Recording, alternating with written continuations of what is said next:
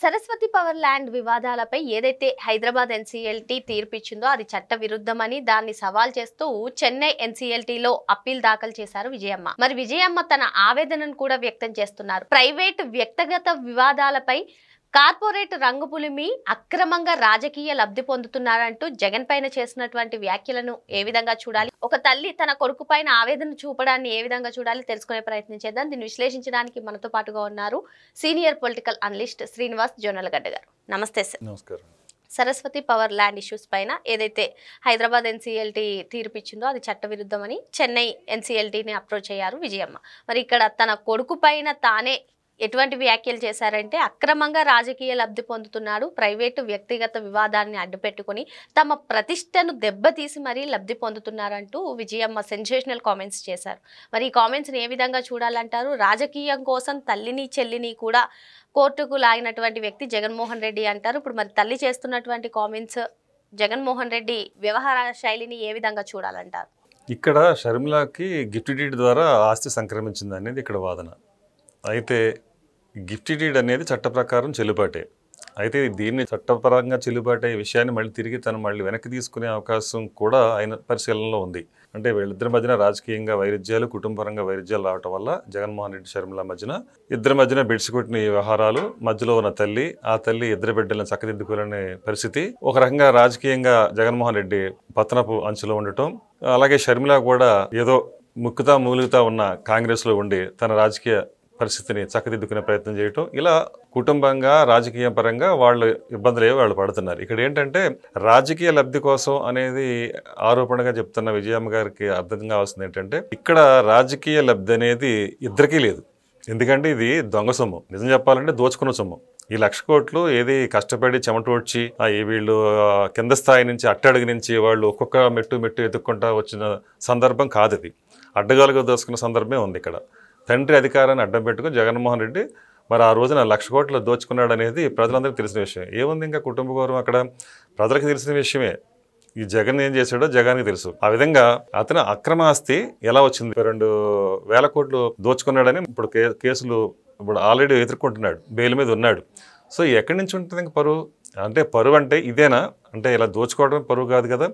So ఏదైతే మొత్తానికి దోచుకున్న సొమ్ము, ఆ దోచుకున్న సొమ్ములు వాటాలు, దొంగలు ఊళ్ళు పంచుకొని వాటాలు తెక్క వచ్చిన గొడవలు ఇవి. దీంట్లో మళ్ళీ ఈవిడ రాజకీయ లబ్ధి అంటుంది. రాజకీయ లబ్ధి అంటే ఇప్పుడు ఈవిడ ఉద్దేశం ఏంటంటే అంటే జగన్ ఏమనుకుంటున్నాడు అనుకుని మనం ఆలోచించాల్సి వస్తే ఇవాళ రాజకీయంగా ఎదుర్కొంటున్న ఒక విమర్శ ఏంటంటే జగన్మోహన్ రెడ్డి తల్లిని చెల్లిని రోడ్డున పడేశాడు, వీధిన పడేశాడు. వాళ్ళకి ఇస్తానన్నది వాళ్ళకి ఇచ్చిన ఏదైతే గిఫ్ట్ డీడ్ ఏదైతే ఉందో దాన్ని కూడా మళ్ళీ తిరిగి అక్రమంగా సంపాదించడమే కాకుండా అక్రమంగా మళ్ళీ తిరిగి పొందాలనుకుంటున్నాడు. దాని విషయంలోనే కోర్టుకు వెళ్తున్నాడు అనేది ఉంది. సో ఇక్కడ ఏంటంటే రాజకీయంగా అతను ఏవైతే ఎదుర్కొంటున్నాడో తల్లిని చెల్లిని రోడ్డున వదిలేశాడని దాన్ని అది కాదు, నేను తిరిగి గెలవటం వల్ల అంటే ఈ కోర్టులో కేసుని గెలవటం వల్ల నా ఆస్తి నేను తిరిగి దక్కించుకుంటున్నాను, ఇది అక్రమంగా నేను వాళ్ళేం నెట్టేయలేదు, వాళ్ళకి ఏం అన్యాయం చేయలేదు అనేది ఒక మెసేజ్ని పంపాలనేది అతని ఉద్దేశం. కానీ ఇది ఇప్పటికీ అందరికీ తెలుసు ప్రజలకి. ఒకవేళ వాళ్ళు రోడ్డు మీద పడేసినా లేదు పంచుకున్నా మొత్తంగా అయితే ఇది దొంగ సొమ్ము, ఇది క్లియర్. అంటే ఇప్పుడు తల్లిని ఏదైతే ప్రతిపక్షాలు తల్లిని చెల్లిని గెంటేశాయని చెప్తున్నారో సో వాళ్ళే మోసం చేశారు అనే ఉద్దేశం రావడానికి కోసమే ఇటువంటి కేసులు పెడుతున్నారంటారా జగన్మోహన్ రెడ్డి? కేసుల వల్ల రాజకీయ లబ్ధి వస్తుంది అని ఇవాడు అంటున్నారు. అదే అంటున్నారు, రాజకీయ లబ్ధి అనేది లేదు ఇక్కడ. రాజకీయంగా వాళ్ళు ఎప్పుడో సెల్ఫ్ గోల్ చేసుకున్నారు. ఈ విషయంలో ఇద్దరు ఎప్పుడైతే రోడ్డు ఎక్కారో, రోడ్డు ఎక్కిన తర్వాత ఆస్తుల వివాదంలో అప్పటికే పబ్లిక్కి పూర్తిగా అర్థమైంది ఈ సొమ్ము ఎక్కడి నుంచి వచ్చింది, ఎలా వచ్చింది, ఏ విధంగా అక్రమార్జన వల్ల వచ్చింది, ఏ విధంగా వీళ్ళు పంచుకోవాలనుకుని చూశారు.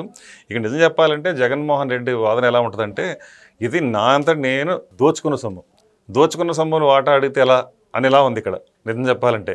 ఎందుకంటే ఒక దొంగ ఏదో పాత రోజుల్లో కథ ఉంది.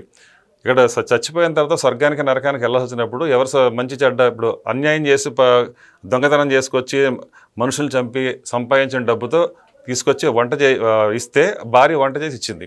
అయితే ఇద్దరిలో ఎవరు మరి దీన్ని ఆ పాపాన్ని ఎదుర్కోవాలంటే నీ పాపంలో నాకేం సంబంధం ఉంది, నువ్వు తీసుకొచ్చింది వండి తినటంలో సమానంగా తింటాను తప్పితే అనేలాగా ఒక కథ పాత రోజుల్లో ఉండేది.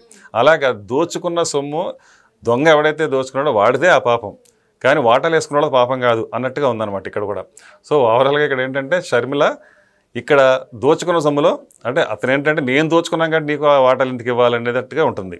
ఇక్కడ ఏంటంటే తండ్రి అధికారాన్ని అడ్డం పెట్టుకుని దోచుకున్నావు కాబట్టి ఆ దోపిడీలో నాకు వాటా ఉందనేది షర్మిల. ఒక కోర్టులో తీర్పు తనకు అనుకూలంగా రాకపోయినా మరో కోర్టుకి ఎక్కారు విజయమ్మ గారు. అంటే ఆ తల్లి ఆవేదనను ఏ విధంగా అర్థం చేసుకోవాలి? అంటే కొడుకు పైన ఎందుకు అంత వ్యతిరేకత కలుగుతుంది తనకి? వ్యతిరేకత లేదు, ఇక్కడ అనుకూలత లేదు ఇద్దరి మధ్యన. అంటే ఒక రకంగా తనే అంటుంది ఇద్దరి మధ్యన ఇద్దరు నా బిడ్డలు కావటం వల్ల నేను మానసికంగా వేదనకు గురవుతున్నానని చెప్తుంది.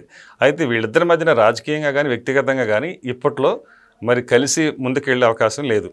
దానివల్ల ఈ కోర్టులో ఈ కేసు తేలే వరకు కూడా వీళ్ళిద్దరు పోరాటం మధ్యన నడుస్తూనే ఉంటుంది. రాజకీయంగా నడుస్తుంది, వ్యక్తిగతంగా కూడా నడుస్తుంది, అందులో సందేహం లేదు. ఇటీవల రాజశేఖర్ రెడ్డి వర్ధంతి రోజు కూడా విజయమ్మ గారు జగన్మోహన్ రెడ్డి గారి దగ్గరికి వెళ్ళబోయారు. అయినా సరే ఆయన ఆప్యాయంగా పలకరించిన తీరు కానివ్వండి అసలు కనిపించలేదు. ఏ విధంగా అర్థం చేసుకోవాలి? ఇక్కడ అంటి ముట్టనట్టుగా ఉన్న వ్యవహారాలను అర్థం చేసుకోవాలి. అంటే ఇక్కడ ఈ సంబంధాలన్నీ కూడా అంతంత మాత్రంగా ఉన్నాయి. ఎవరికి మధ్యన సరైన సంబంధాలు లేవు. వ్యక్తిగతంగా ఎవరికి వాళ్ళే ఎవరి ప్రయోజనం కోసం వాళ్ళు ఆలోచించుకుంటున్నారన్న సందర్భం కనిపిస్తుంది అక్కడ. ప్రజలకు కూడా అదే అర్థమవుతుంది కూడా. ఇప్పుడు కోర్టులో కొడుకుపైన యుద్ధం చేస్తూనే అటు రాజకీయంలో కూడా తన మనవడిని రంగప్రవేశం చేయించింది విజయమ్మ అని కథనాలు వినిపిస్తున్నాయి. దీనిపైన మీరేం చెప్తారు? ఆవిడ బ్లెస్సింగ్స్తోనే ఆ రోజున షర్మిలతో పాటు మార్కెట్ యార్డ్కి ఏదైతే ఉందో వెళ్ళి అక్కడ షర్మిల ప్రెస్ మీట్లో మాట్లాడింది. తర్వాత కొడుకు రాజకీయాల్లోకి రాబోతున్నాడు అనే విషయాన్ని కూడా ఇండైరెక్ట్గా ఆవిడ అక్కడ మాట్లాడటం జరిగింది. సో ఏదేమైనా రాబోయే రోజుల్లో రాజారెడ్డి వారసుడిగా, రాజశేఖర రెడ్డి మనవడిగా ఈ విధంగా మళ్ళీ తిరిగి ఆ రాజారెడ్డి పేరు పెట్టుకోవడంలోనే తను నాకు రాజశేఖర రెడ్డి వారసుడు నా బిడ్డ అనేది షర్మిల ప్రకటించేసుకుంది. ఆ నేపథ్యంలోనే ఇప్పుడు రాబోయే రోజుల్లో మరి తన రాజకీయ వారసత్వాన్ని తన బిడ్డ ద్వారా మరి ప్రజల్లో తీసుకెళ్ళి తన బిడ్డకు ఒక రాజకీయ గమ్యాన్ని మరి వాళ్ళ తనే నిర్దేశించిందని చెప్పుకోవచ్చు. ఆ రకంగా రాబోయే రోజుల్లో రాజారెడ్డిని మరి రాజకీయంగా ముందుకు తీసుకొచ్చి తెర ముందుకి మరి అవసరమైతే తెలుగుదేశంతో కానీ అటు పక్కన వైసీపీతో కానీ కాంగ్రెస్ పక్షాల నుండి పోరాడాలనే ఉద్దేశంగా ఆవిడ కనిపిస్తూ ఉంది.